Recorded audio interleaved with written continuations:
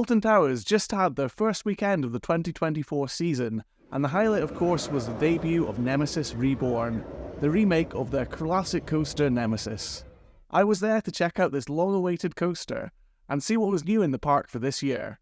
The first new change I noticed for this season was that Alton Towers have actually tarmacked the path that you have to walk to get to the main entrance from the car park. It's overall a small change, but it was indicative of kind of the vibe I got from the park on this visit, where they've done lots of little things that you may not initially notice, but it brought the park up to a much better overall standard. Another of these changes was that the frogs near the entrance all had little phalanx jackets representing the fictional company that's been managing the Nemesis project. The real ducks in the area sadly didn't have the same costumes, but you can't really blame Alton Towers for that. Going to the park on opening day for a new coaster, we knew it was going to be busy, but I wasn't quite prepared for just how busy it was. I was going with a group of friends and we all decided we'd take it pretty casually and we'd queue for whatever. But the queue was long for Nemesis. Really long. Really, really long. Really, really, really, really, really long. It was so long that it reached all the way back to where the mine train entrance was. So when we finally reached there, the mine train had virtually no queue, so we figured, we'll get one ride in anyway.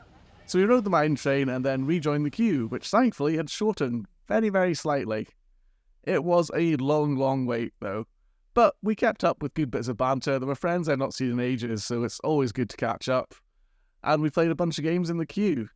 Eventually we got into the Nemesis section, and that did not disappoint.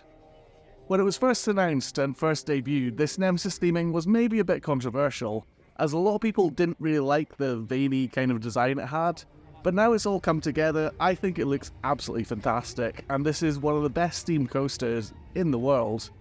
I can't really think of a better singly themed coaster than this. I mean, you've got things like Arent, which has a fantastically themed area, but as a specifically themed coaster, nothing can compare to Nemesis now. It looks absolutely stunning. The whole area around it looks great as well, and it's just awesome. The new queue line has a whole load of detail in it as well, with extra bits of theming dotted around, even bits of track that seem to be bursting out to the ground. It's a great look. When you first walk into the Nemesis area, because of the unique geography and landscape around it and it being down in a pit, you get this great view of this monster that's sat in the middle of this roller coaster. It looks amazing.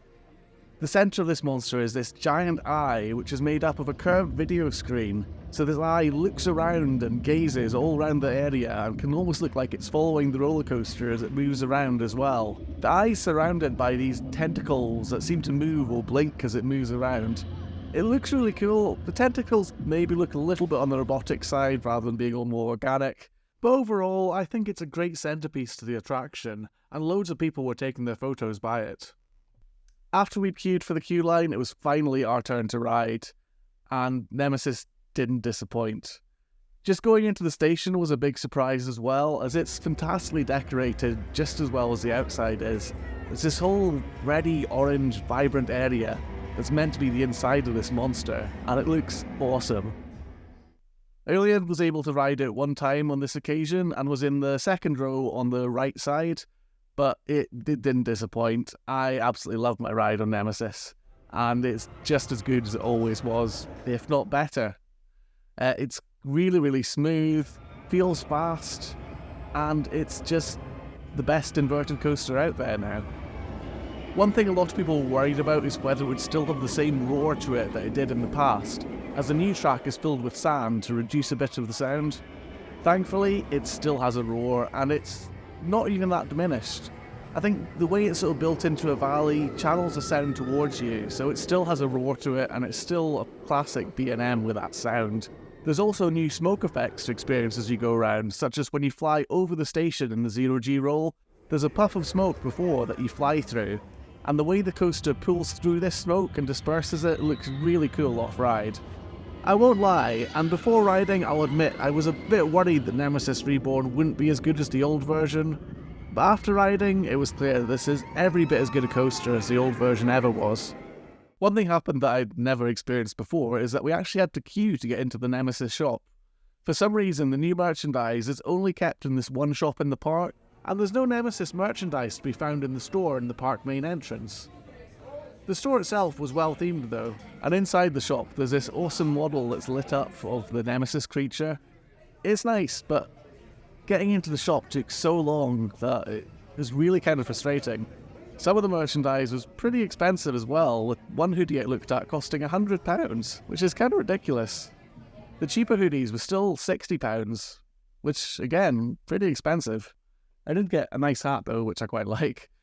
Elsewhere in the park, the Smiler didn't seem to be running all its trains, which was a little disappointing. Oblivion's had a bit of work to the area around it as well, and there's plenty of fresh paint, and every bit of lighting seemed to be working too. It goes back to what I said at the start of this video, where the park's done a lot of smaller, subtle things to improve the overall look and feel, and it's something I really appreciate.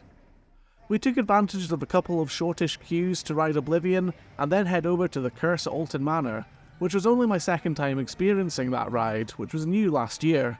There were a few actors out and around in the area, which was a nice touch, and the ride itself was pretty impressive, with a variety of practical video and lighting effects. I was never a huge fan of Jewel, which the ride replaced, so I think it's a worthy successor and would probably be quite scary for younger children. After riding the Curse and waiting for the shop, it was now properly dark in the Nemesis area, and by night, Nemesis Reborn looks phenomenal. The whole area has a red lighting package, and the way it interacts with the smoke and creates this amazing atmosphere is stunning. Unfortunately, the weather took a turn for the worse, and it was raining pretty heavily whilst we queued, but that almost seemed like it was just adding to the theming and the overall atmosphere of the event. If I had a criticism of the area, it would probably be that in the dark, the eyeball was a bit overpowering to the area, especially as it's a lit up screen. If it was up to me, I would have loved for it to be a practical effect, where the eyelid closes around the screen and then the light could leak out from it. But I'm sure there's reasons, technical limitations and things that led to it as it is. It still looks absolutely fantastic, and I just hope they keep it in great maintaining working order for a long time. Sadly, my night did not quite go to plan. We were queuing for Nemesis and unfortunately it somehow broke down. There was a train on the block breaks at the end and one on the station, and it just stopped there. I don't know what had happened, some sort of mechanical issue, but they ended up having to evacuate the queue, so I never got a night ride. I'm planning to go back though in the next couple of weeks, maybe next weekend, to get that night ride, because this coaster looks amazing at night. Instead, we ended up riding Galactica, which was a good fun way to the end of the night, but as I said, a bit disappointing that we never got that final night ride on Nemesis. Overall, I absolutely loved the new design for Nemesis, and riding it was absolutely fantastic. It was of course disappointing that we never got that night ride, but I only live an hour and a bit from it, so I'll be back and I'll get that night ride, I'm sure. Alton Towers was fantastic, and I love the little touches and little things they do to just make my park that little bit nicer, and keep it up to a really high standard, and I really hope those standards are maintained for the rest of the season. Anyway, if you get the chance, definitely visit the park this year and experience Nemesis, because it's amazing. I've been Rollercoaster David, thanks so much for watching, and I'll see you again in another video very soon.